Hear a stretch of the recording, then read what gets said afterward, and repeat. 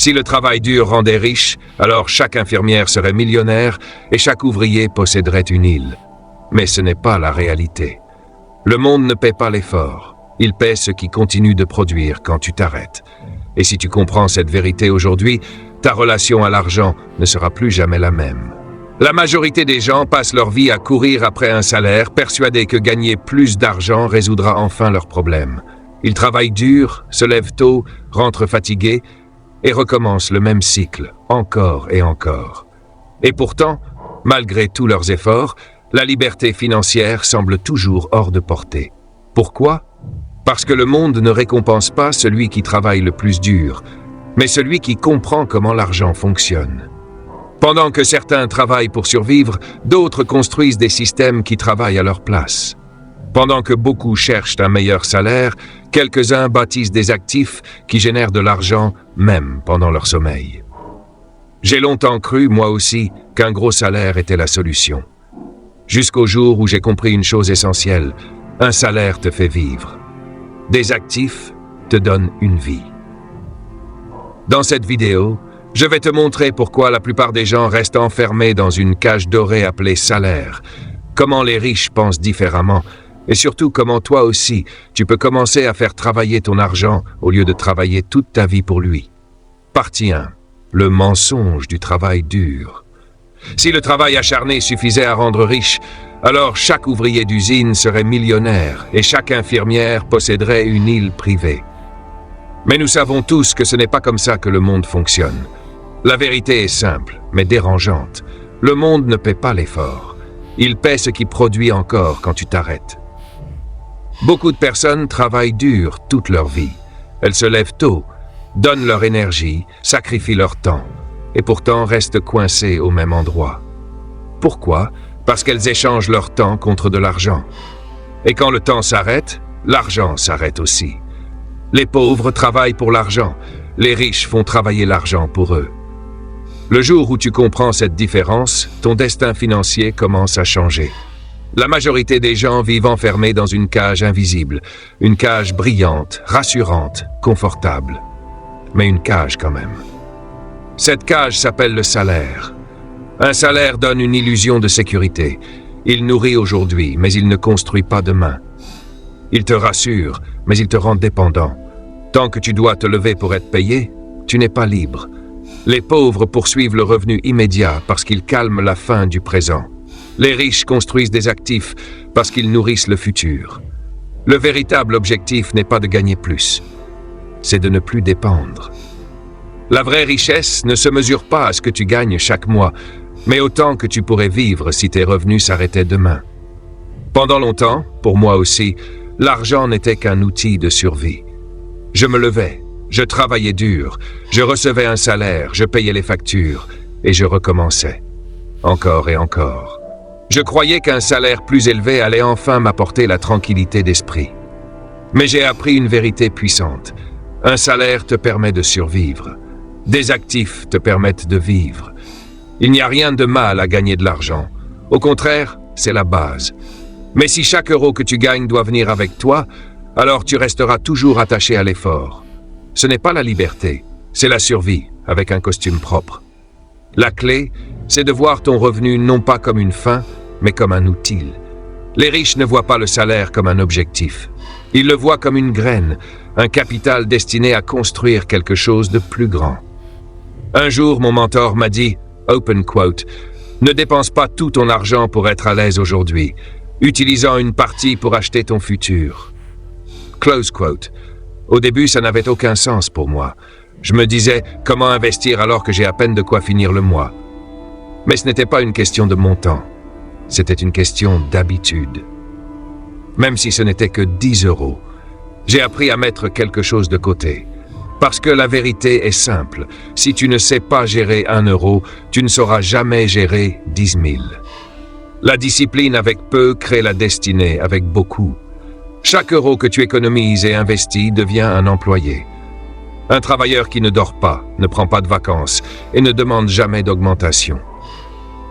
Alors pose-toi cette question. Est-ce que ton argent travaille pour toi ou disparaît-il dans des dépenses qui ne reviennent jamais? Les pauvres utilisent leur argent pour le confort. Les riches utilisent leur argent pour la liberté. Partie 2. Faire travailler son argent. Beaucoup de gens pensent que gagner de l'argent est le but final, mais en réalité, gagner de l'argent n'est que le début. Si chaque euro que tu gagnes dépend uniquement de ta présence, alors tu es prisonnier de ton temps. Le jour où tu t'arrêtes, tout s'arrête.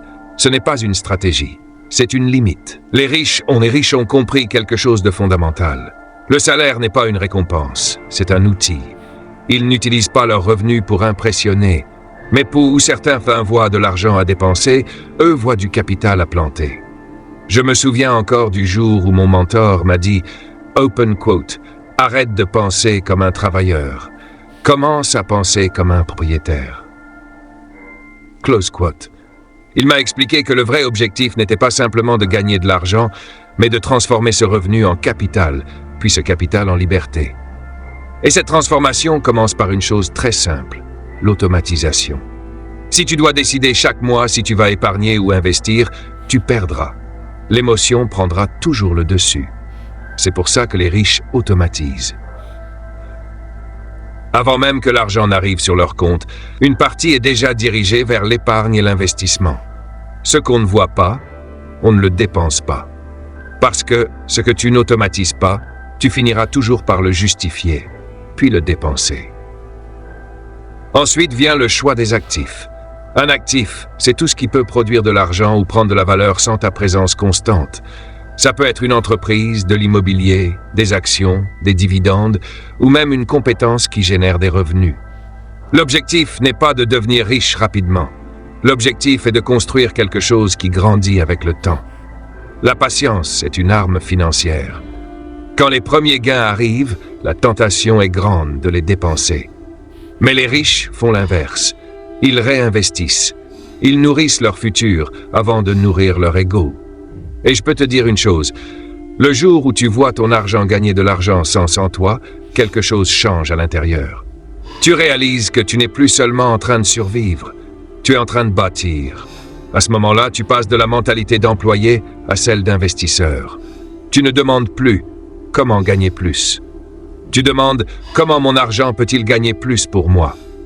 Quand ton argent commence à travailler pendant que tu dors, tu ressens une forme de dignité silencieuse, celle de la propriété.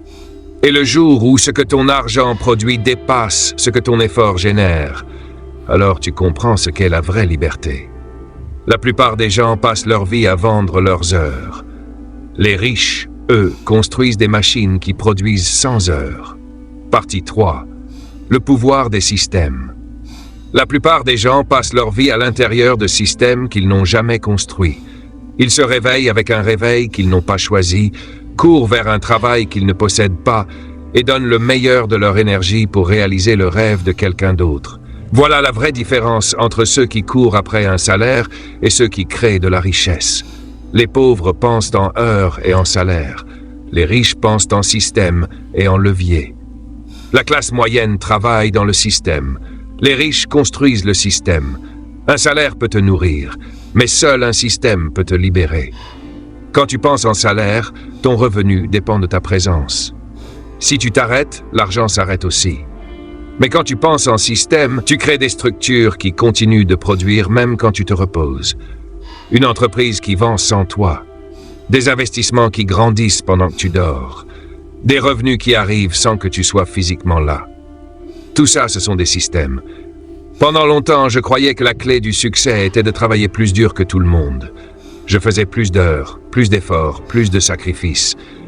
Et pourtant, j'étais fatigué, frustré et toujours dépendant. Un jour, mon mentor m'a dit une phrase qui m'a marqué à vie. Open quote. Si tu es toujours celui qui tourne le volant, tu ne profiteras jamais du voyage. Close quote. À cet instant, j'ai compris que je n'avais pas besoin de travailler plus. J'avais besoin de construire plus intelligemment. Un système n'a pas besoin d'être grand pour être puissant. Il peut commencer petit. Automatiser une partie de ton salaire vers l'investissement, c'est déjà un système. Créer un petit projet en ligne qui génère de l'argent sans ta présence constante, c'est un système. Mettre en place des processus qui se répètent sans effort, c'est un système. Mais attention, les systèmes ne sont pas des raccourcis. Ils demandent de la discipline. Ils doivent être revus, ajustés, améliorés. Mais une fois qu'un système fonctionne, il devient ton partenaire silencieux. Il est fiable, il est prévisible et surtout, il est scalable. Chaque système que tu construis est comme un travailleur qui ne dort jamais. Les pauvres et la classe moyenne travaillent pour de l'argent qui disparaît. Les riches construisent des systèmes qui produisent de l'argent en continu. Ils ne prient pas pour des augmentations. Ils augmentent l'efficacité. Ils ne cherchent pas des heures supplémentaires. Ils cherchent l'optimisation. Tu dois passer du rôle de moteur au rôle d'ingénieur. Alors, pose-toi cette question honnêtement. Ton revenu dépend-il uniquement de toi ou circule-t-il à travers des systèmes que tu as construits? Si la réponse est la première, ce n'est pas une condamnation, c'est un point de départ. Commence aujourd'hui, automatise ton épargne, construis quelque chose qui peut grandir sans toi, crée des processus qui répètent le succès sans répéter l'effort. Parce que le jour où tu t'arrêtes de travailler et que tes systèmes continuent de produire, ce jour-là, tu ne vis plus selon un salaire, tu vis selon un principe. Le principe du levier, la pierre angulaire de la liberté. Partie 4. Maîtriser ses émotions avec l'argent. La plupart des gens ne dépensent pas leur argent consciemment. Ils réagissent avec leur argent. Ils dépensent pour se sentir mieux, pour combler un vide, pour se récompenser d'une semaine difficile. L'argent devient une thérapie émotionnelle, pas un outil stratégique. J'ai vu ce scénario des centaines de fois. Un peu plus d'argent arrive, et quelques jours plus tard, il a disparu. Pas parce que c'était nécessaire, mais parce que l'habitude de dépenser est devenue automatique. Les pauvres dépensent avec leurs émotions. Les riches dépensent avec une intention. Ce n'est pas un jugement, c'est une observation. La richesse ne dépend pas de combien tu gagnes, mais de comment tu diriges ce que tu gardes. Chaque euro que tu possèdes est comme un soldat dans ton armée financière. Quand tu gaspilles ton argent, tu ne perds pas seulement de la monnaie. Tu perds du potentiel. Cet argent aurait pu travailler pour toi, construire quelque chose, t'approcher de la liberté. Mais au lieu de ça, beaucoup de personnes l'envoient dans des plaisirs temporaires qui ne laissent aucune trace. Je me souviens très bien du jour où j'ai compris que je dépensais émotionnellement. J'avais acheté quelque chose de cher, inutile, juste pour me sentir important. Quand mon mentor l'a appris, il a souri et m'a dit « Open quote ». Tu viens d'échanger ton futur contre une émotion. Close quote. Cette phrase m'a frappé. Les émotions passent, les conséquences restent. À partir de ce jour-là, j'ai instauré une règle simple. Aucun achat important sans attendre 24 heures. Ce simple délai m'a fait économiser des milliers d'euros. Et surtout, il m'a appris une vérité essentielle. Le contrôle, c'est la richesse. Les riches utilisent l'argent comme un artisan utilise ses outils, avec précision, intention et réflexion. Chaque dépense sert un objectif. Ils dépensent pour grandir, pas pour se distraire. Ils achètent ce qui ajoute de la valeur à leur vie, à leur activité ou à leur paix intérieure. À l'inverse, beaucoup de gens dépensent pour fuir la réalité. Et plus ils fuient, plus le trou se creuse. La stratégie est simple, mais pas facile. Dépenser uniquement là où la valeur grandit. Ça ne veut pas dire ne jamais profiter de la vie. Ça veut dire arrêter de confondre consommation et récompense. Remplace les dépenses émotionnelles par des investissements, des livres, des compétences, des formations, des actifs. Analyse tes dépenses chaque semaine. Regarde où sont allés tes soldats. Ont-ils combattu pour ta liberté ou pour celle de quelqu'un d'autre? La conscience précède le contrôle. Le contrôle précède la richesse. Si tu veux rejoindre ceux qui bâtissent de la richesse, tu dois d'abord te maîtriser toi-même, tes impulsions, tes habitudes, tes émotions. Le jour où tu arrêtes de laisser tes émotions guider ton argent et que tu laisses ton objectif le faire, tout change. Ton compte bancaire cesse de refléter ton humeur. Il commence à refléter ton état d'esprit. À ce moment-là, tu n'es plus un dépensier. Tu deviens un bâtisseur. Partie 5. Penser long terme, bâtir la vraie richesse. Beaucoup de gens pensent que mettre de l'argent de côté suffit pour devenir riche.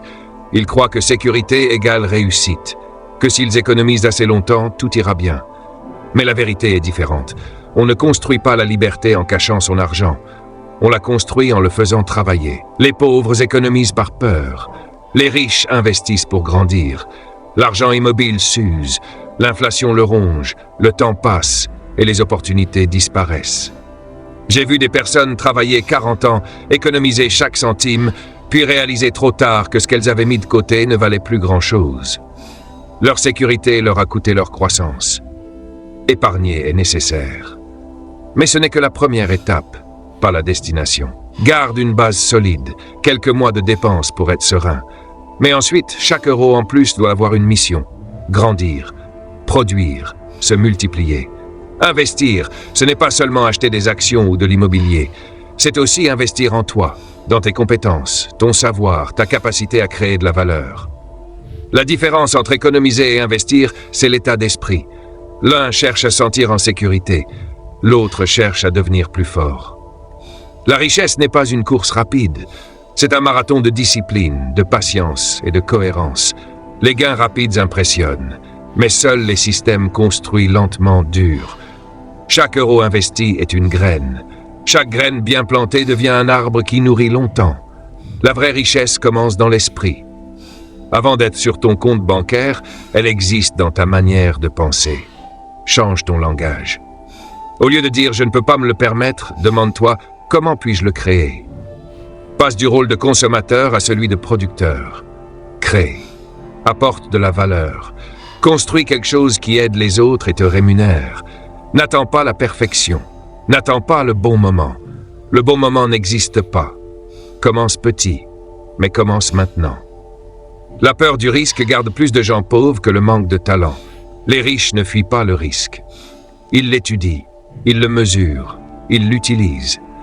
La richesse n'est pas un hasard, c'est une philosophie de vie.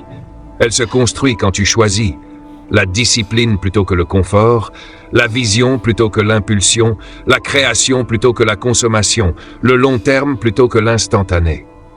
Si tu appliques ne serait-ce que la moitié de ce que tu viens d'entendre, ta trajectoire changera. Parce que la liberté financière ne vient pas de ce que tu gagnes. Elle vient de ce que tu possèdes, de ce que tu contrôles et de ce que tu construis. Alors commence aujourd'hui. Protège ton temps. Fais travailler ton argent. Investis en toi. Construis des systèmes. Et refuse de vivre toute ta vie enfermé dans une cage dorée. Les plus riches ne sont pas ceux qui ont le plus gros salaire. Ce sont ceux qui ont appris à faire travailler leur argent pendant qu'ils travaillaient sur eux-mêmes, leur vision et leur héritage. À toi de choisir.